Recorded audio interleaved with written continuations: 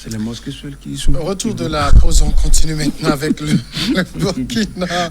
La Fédération des associations islamiques du Burkina a annoncé que sur autorisation du ministre des Cultes, les mosquées rouvrent à partir du 2 mai sur toute l'étendue du territoire. Pour rappel, les mosquées, les églises avaient été fermées pour éviter tout rassemblement pouvant occasionner la propagation du virus sur le territoire.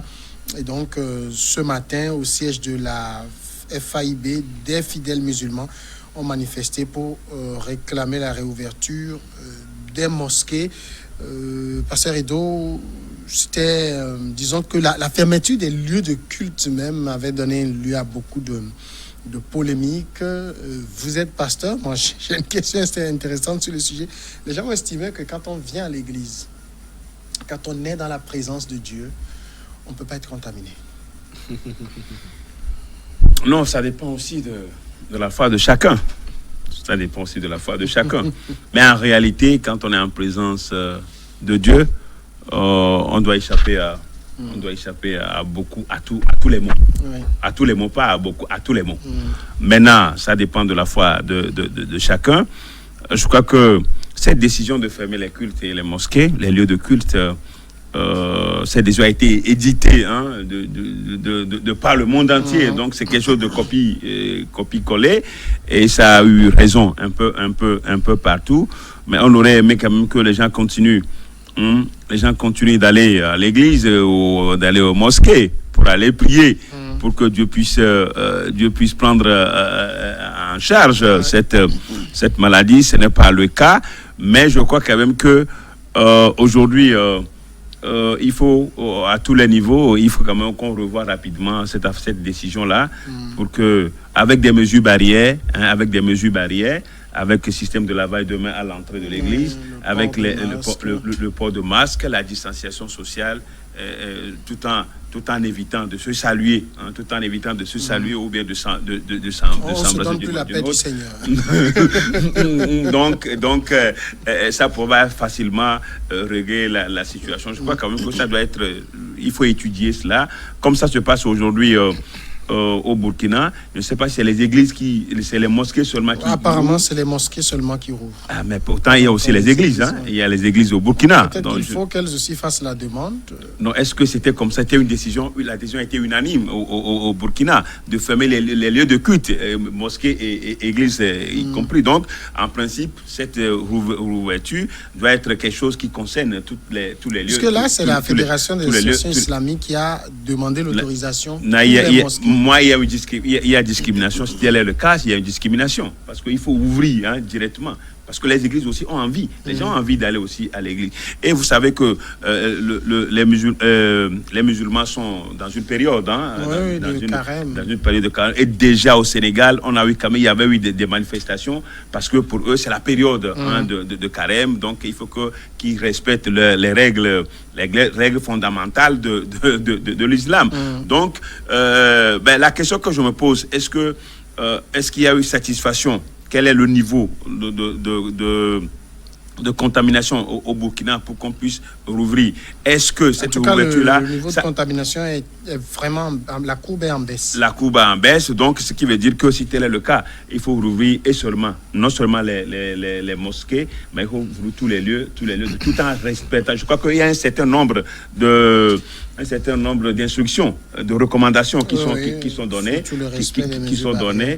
pour le respect des mesures barrières, et c'est ce qui doit être fait. Donc de toutes les façons, dans tous les pays où les lieux de culte ont été fermés, peut-être quelque part on aurait dit que c'est des erreurs, c'est dans la foulée. C'est dans la foulée de la peur. C'est pas suivisme aussi. Il y a aussi suivisme. Je sais, en Afrique, il y a au moins 2 ou 3 pays qui n'ont pas fermé. Burundi, Tanzanie, peut-être Kenya, qui n'ont pas fermé les églises. Je crois quand même que ça fait plus de 1 mois au Togo. On aurait aimé quand même qu'on rouvre aussi les lieux de culte au Togo. Non, pour avec les mesures barrières, pour que nous puissions retourner à l'église. Ça manque vraiment. Non, je crois que le pasteur a soif de retrouver ses fidèles. Non, mais c'est de bonne guerre, parce que je crois que pour pour les chrétiens, pour nous qui sommes chrétiens comme pour les musulmans, nous avons besoin de renouer avec la foi. Avec la foi. Avec la présence du Seigneur. Que la foi, la présence du Dieu, oui, c'est individuel. On peut vivre sa foi seul à la maison. Et que le cœur, c'est notre temple, donc qu'on peut prier même de la maison. Mais je crois que lorsque on la communion fraternelle. Oui, la communion fraternelle, la prière du groupe, la prière universelle. Donc je crois que ça nous aide également à nous... en nous élevant vers Dieu. Oui, en nous élevant. Donc, vous voyez qu'il est dans son rôle. Donc, il a le vocabulaire approprié. Nous élevant vers Dieu. Oui, le vocabulaire approprié. Donc, ça, c'est son domaine d'intervention.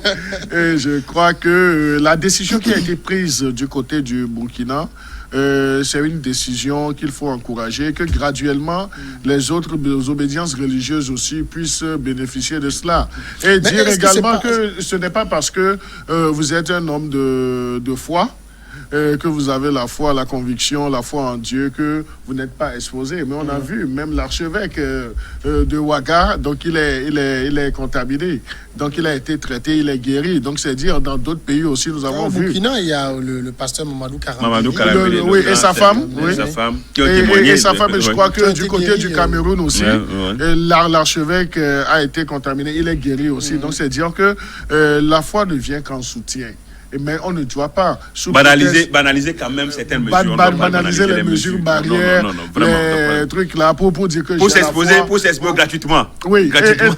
Et là, je crois que c'est clair pour ceux qui nous suivent. Donc le pasteur n'a pas dit qu'on doit aller s'exposer, mais nous devons vivre notre foi, mais tout en respectant les gestes barrières, les mesures barrières. Donc aujourd'hui, avec la réouverture des mosquées du côté du Burkina, je crois que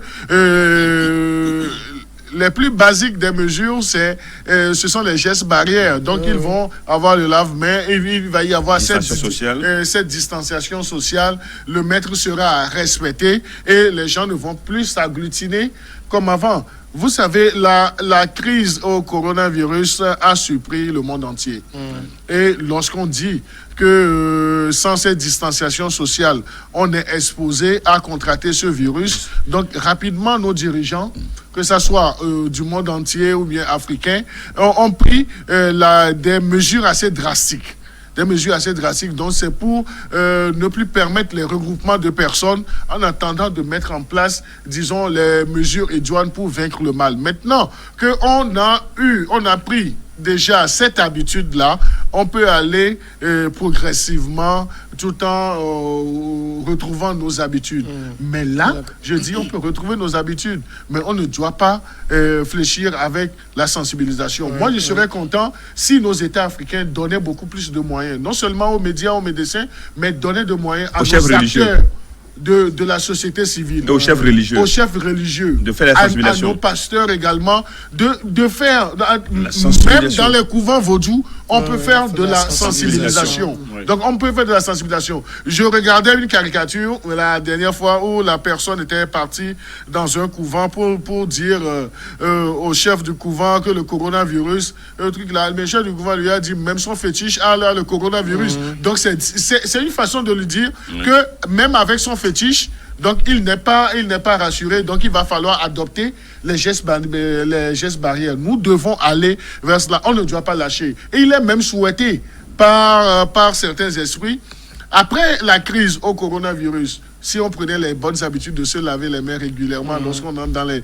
dans nos maisons, ça nous débarrasse de maladies, de bactéries, bien sûr. Et le gel hydroalcoolique, nous pouvons l'adopter. Donc je crois qu'il faut que ces choses...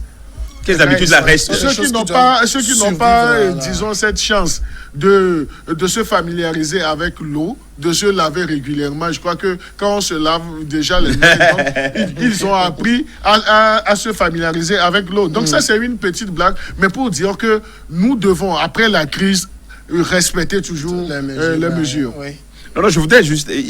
Claude a dit quelque chose d'intéressant tout à l'heure. Je l'ai suivi sur une chaîne... du Niger, où il était question que les chefs religieux les chefs religieux puissent être au devant même de la sensibilisation pour sensibiliser leurs oreilles sur les mesures barrières. Bon, donc si on avait au départ, si ce n'est pas parce que des mesures qui ont été prises d'ailleurs, nous les avons copiées, on aurait pu réunir les chefs religieux pour leur dire, écoutez, vous allez faire les cultes, mais en mettant l'accent sur la sensibilisation dans les lieux de culte. Ça allait vraiment payer. Parce que, qu'on ne le veuille pas, chacun est religieux. Chaque personne humaine est religieuse.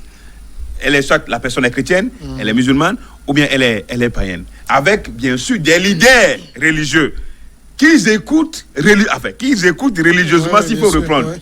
Bon, donc voilà un peu l'aspect qui est très important de la chose. Donc, moi, ce que je vais profiter pour demander, c'est qu'on puisse lever cette suspension-là pour les lieux de culte au Togo et que les mesures barrières soient adoptées et que ces leaders religieux puissent être devant pour... Dans la situation d'une mosquée, par exemple, on sait comment nos amis musulmans prient dans les mosquées. On est collés les uns aux autres.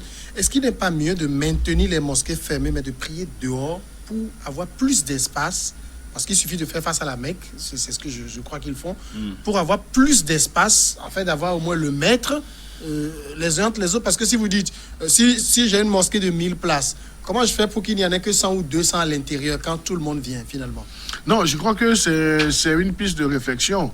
Mais si, disons, la capacité d'accueil, tout en respectant la distanciation, peut être réduite aussi. Donc, je crois que c'est important. C'est très important. Ce n'est pas parce que la mosquée a une capacité d'accueil. Et il faut nécessairement les 1000 personnes. Qu'il faut les 1000 personnes. Non, c'est vrai, vous annoncez que les mosquées sont rouvertes. Non, les mosquées. Tout le monde va se ruer dessus. Non, les gens vont se ruer. Vous ne rentrez pas. Nous ne disconvenons pas, Samuel. Les gens vont se ruer. Maintenant, les leaders, les imams doivent prendre les mesures pour essayer de délimiter le maître, la distanciation, pour que les gens ne soient plus collés. Donc, c'est là où on parle de la sensibilisation continue. On peut faire même limite 2 cultes. On peut faire 2 cultes. Un groupe fait et un autre vient. Oui. Si c'est une capacité de 200 personnes, maintenant 100 personnes pour le premier culte, et ainsi de suite. Ça, le culte ne dure pas. Les 100 personnes passent, et d'autres 100 personnes passent, et rapidement. Non, dans les mosquées, c'est pas le culte, donc c'est la prière. Non, c'est la prière. Non, mais je dis, moi, je toujours son vocabulaire. C'est la prière. Donc, la prière, il y a 100 personnes pour faire la première prière, ainsi de suite. On peut le faire. Parce que c'est une période exceptionnelle. Il faut des mesures exceptionnelles. Et ça peut passer. Mais vous connaissez la réalité de nos pays. Comment vous choisissez les 100? Les premiers venus. Non, les premiers venus. Vous avez demandé aux autres pour retourner chez vous? Non, ils attendent. Non. Ils attendent, non? Il faut attendre. Vous savez, même, je vais donner un exemple qu'on peut dupliquer dans nos mosquées, dans nos églises même. Actuellement, avec la crise, dans nos maisons mortuaires, qu'est-ce qui se fait, même pour les salutations d'usage? Oui. Mais les gens passent par un groupe de 5 pour aller saluer la famille défunte. Les 5 sortent, se lavent les mains et puis d'autres personnes rentrent. Et donc là, c'est pour respecter l'attroupement de pas plus de 15 personnes. Donc je crois que si nos leaders religieux ou bien nos responsables religieux sont assez sensibilisés, donc je crois qu'ils vont trouver les formules. On peut démultiplier les séances de prière. On peut démultiplier les séances de prière. C'est des cultes ou bien des prières qui ne vont plus trop durer parce que nous sommes dans une période exceptionnelle. Oui. Nous sommes dans une période exceptionnelle. Il ne faut pas en abuser. Faire comme avant. Donc, si on le fait comme ça, je crois qu'on peut facilement répondre aux mesures de prévention sans causer de dégâts ou bien de conséquences négatives. En tout cas, on suit, on continue de prier. Mais peut-être ce qu'il faut dire, il ne faut pas que, maintenant que la courbe baisse au niveau de Burkina, à travers la rouverture des mosquées, que ça ne remonte pas. Alors, si jamais ça remontait, les autorités vont rapidement revenir sur leur décision de fermeture de ces mosquées. Dernier sujet, on passe à cela tout de suite après la pause.